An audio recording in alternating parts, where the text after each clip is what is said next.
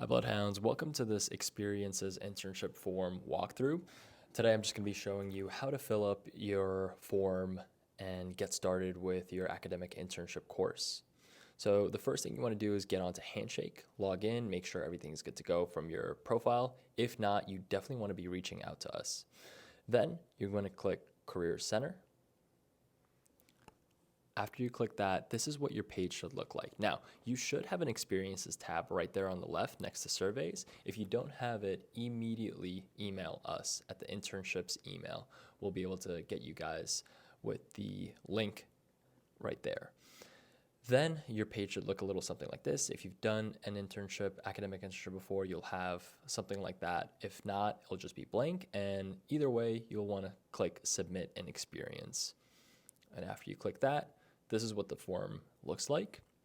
Right away, the template, you want to select the only one that's ever going to be there. It's the internship course site placement form template. And once you click that, you're going to go over to term, and you want to make sure that you're selecting the correct term as well. So in this case, I'm going to go into the spring 2025 academic internship course. So that's the one I'm going to select. Make sure that you're clicking the right semester when you're taking your academic internship course. The organization is simply the name of the organization that you are interning for. We don't want the department. We don't want the name of your supervisor. We want the actual organization name, even if you're interning under a specific department. We can get to that later. So in this case, I just put John Jay College as an example. The experience is simply your title at your internship site. I usually leave it as intern or fellow, whichever one your role is. The department is where we can get specific. Let's say you're interning at John Jay College, but you're really at a specific department, or let's say you're working under a specific professor. This is where you'd be able to put that in. So I'm going to put in that I'm interning at the John Jay College institution, but the specific department that I'm going to be working with for this semester is the Career Learning Lab. The date is something really important that you want to pay attention to. Essentially, your academic internship has to align with the academic internship course's time, which is usually the fall, summer, or spring semester. And so you, in this case, would want to click the spring semester, which starts sometime in January and ends in May. It's usually when the spring semester starts and ends. The summer is going to be a little bit different. Obviously, the fall is going to be different dates as well. You just want to make sure those dates align with the start and end of the academic internship semester that you're working with. Then we're going to go over to the different experience type. Now, this part's going to be really, really important. You really want to make sure that under the experience type, you're only going to be clicking internship. Now, there's a bunch of different other options on there, but for just ease of essentially bookkeeping, we want you to click internship. This part's also extremely important. Check off this blue box that says add experience to profile. This will allow you to check on the progress of this site placement form in the future. With the internship supervisor, you want to be very careful with this and make sure that you're using the correct email of your internship supervisor, because Handshake will send out a form for them to fill out. It will actually be this form just from an internship supervisor's perspective, and they'll have to check this off on their end. So we want to make sure all the contact info is correct. Then we're going to go over to the faculty, and the faculty is simply who the professor is for that academic internship course. Here, I'm just going to be putting in Professor Catherine Crawford. That's going to be the professor that I'm going to be working with for the spring 2025 academic internship course. And as you can see, Handshake will usually self-filter in the data. If it doesn't have it, it'll just ask you prelim questions, things like name, email, very basic stuff that you'll have access to. Then I'm going to go over and select the internship course that I'm taking in that semester. Now, you might be taking any one of these internship courses. I'm just going to select UGR 377 because that's the one that Ms. Crawford teaches. Over to supervisor name. Once again, we want to make sure that all the contact information is correct. So I'm going to put the first and last name of my internship supervisor. Their title. If you don't know their title, you could always ask your internship supervisor. They'll be more than happy to help you out with that.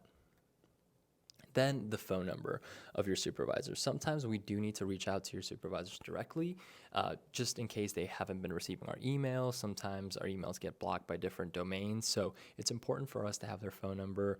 And in case you don't know it, you could always ask your supervisor for their phone number for our purposes. Then it's going to ask for their email again. And here's where it gets a bit important. We want to know what you're doing at your internship site. And it's not just because we're nosy, it's because we want to hold these internship sites accountable. So you should be doing at your internship a learning experience essentially. And internship sites should be ensuring that you are doing that. And essentially, 3 to 5 sentences here about what you're going to be doing at your internship site would allow us to understand what you're doing and evaluate that internship site to see if they're following our general guidelines. Then we go over the total hours working per week. We really want to ensure that you're working more than 8 hours per week. I know there's certain classes where the internship component has to be over 96 hours. Some classes have it even more. And so if you break it down mathematically, you really ideally want to be doing more than 8 hours a week. We've had students in the past do less, and they haven't been able to complete the hours in the given semester. So moving on to the percentage of time that you're going to be doing clerical/administrative duties, we really don't want this to be over 50%. Same thing going back to the job description. This is also where we find out if your internship site is doing their part in, teaching you something, because that is really what you should be getting out of it. And so you shouldn't be doing any more than 50% clerical work. We don't want you to be mailing stuff out on the daily. That's just not a good internship experience. Moving down, we're going to go over to the work schedule. This is always bound to change, so don't worry about it too much. We just want to have a general outline to see if you're going to be doing those hours that we talked about in the past. And here I'm just going to put in a general time that, most interns do. It's either once or twice a week, anywhere from 8 hours to 10 to 15 hours, depending on the course requirement. Certain courses, once again, have that 96-hour requirement. Others have more and some less. And then going on to the compensation type, we want to know if this is an unpaid internship or if this is a paid internship. And this is for other interns in the future. Let's say other interns are interested in the internship site that you're currently interning at. We want to know, how they're treating their interns and if they're paying them or not. And let's say you're part of a cohort program, something like Apple Core, you also do get a stipend for completing your academic internship. And that's something we also want to know as well. A lot of students don't actually think that the stipend is compensation, but it is. And so you would want to put that on there.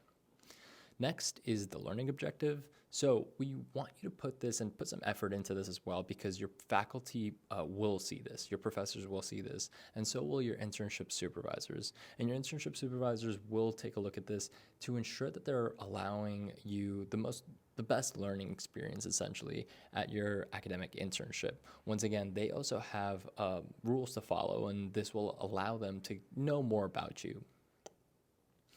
This is the summary and the contract that you sign at the end, and you want to read through all of this and make sure that you're putting in your signature. Now, something to keep in mind is after you click submit an experience, this form actually gets sent out to us, the Career Learning Lab, and either myself or a different program assistant will actually review this form, and we could potentially send it back to you. Let's say you didn't fill out that job description part enough with 3 to 5 sentences. We will send it back to you with revisions, and let's say it passes, then it'll go to your internship supervisor, who will either decline it or accept it and approve it, and then finally goes to your faculty professor. Now, within all this time, you should be keeping track of your hours in the paper timesheets that your professors provide to you. And if you have any questions, feel free to reach out to us at that internship's email.